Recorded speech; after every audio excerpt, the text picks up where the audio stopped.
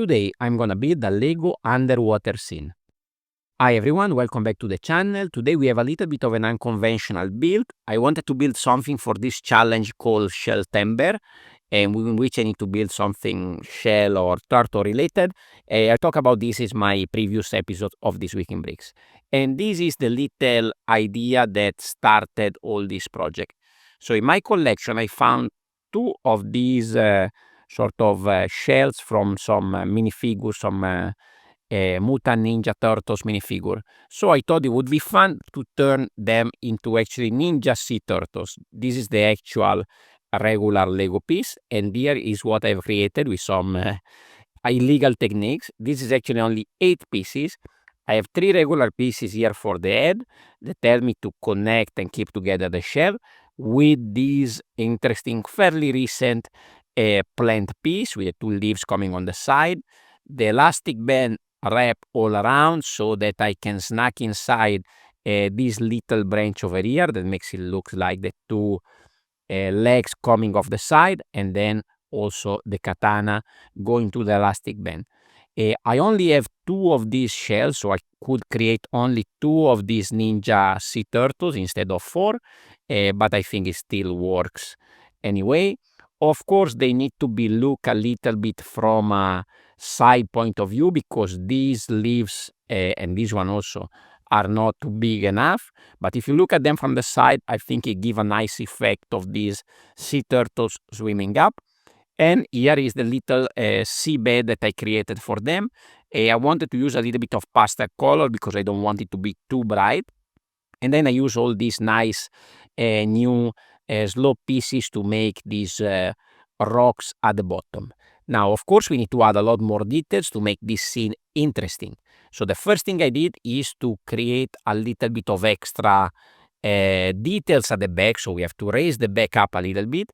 Very simply, you can use some rock pieces just to give a little bit of elevation at the back.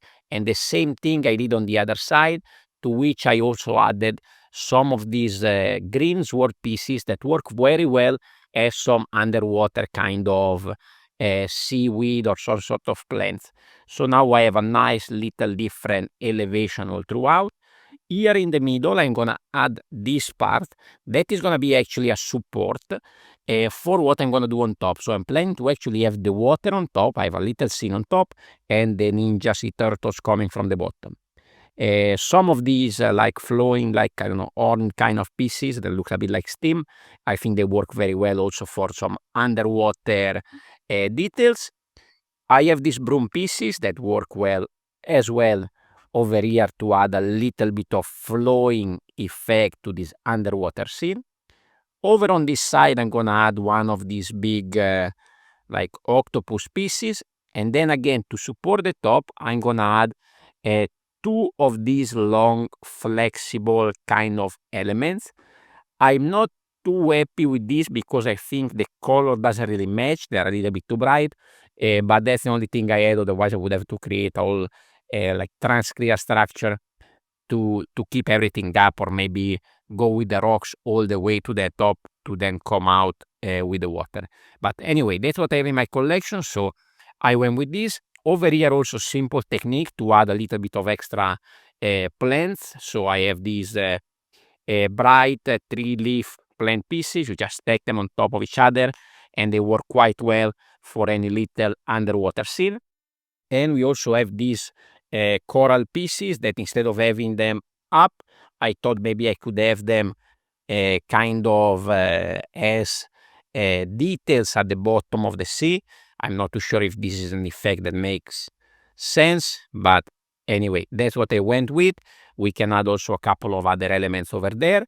And here I'm gonna connect my Ninja Turtles that are gonna be swimming up. I have a jumper plate over there at the back to which I can connect this little structure with some transparent pieces to keep them up. Now I just need to find the right spot to connect.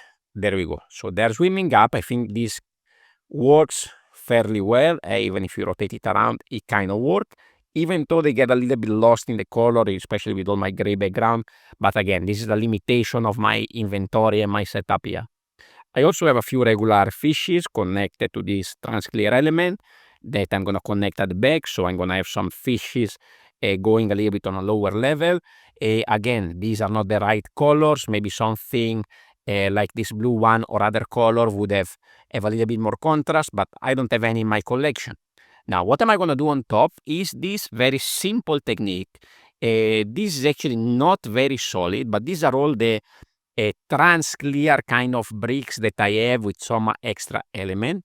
I combine them using all these headlight bricks, and I think it gives a nice water effect, and also not being proper connected everywhere create a nice flowing effect. In between, I also managed to add this chest piece that is like floating on top of the water, and you can also have this impression of having something that is a little bit above the water and a bit underneath. And the same I'm gonna do with this shark. So this is a minifigure element, a minifigure costume that I'm gonna use as an actual shark, and let's say this is the bad guy of the scene. So here I created a little bit of space to where I can put the shark so that it looks like it's coming with the head off the water to attack somebody over here. And also we have the fin coming out at the bottom.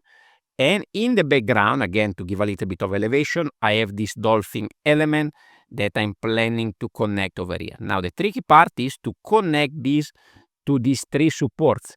So, simple connection over here for this one. The connection is not going to be very solid, of course, but we need to go with this. Now, for example, here already a piece is coming off, but we should be able to adjust it. Here I have another headlight brick to which I can push the plant in. Hopefully there will be no incidents here live on camera. And then I can connect the other one here on the side, again with an headlight brick. And this supposed to give just enough support to keep everything together. It is a little bit wobbly, but it works. Later I will show you the final picture that I took, even though I'm not too happy with the final picture. Over here I also have the space to add the cover of the chest, to which I added an hermit crab over here. So let me find the spot to put this in, like so.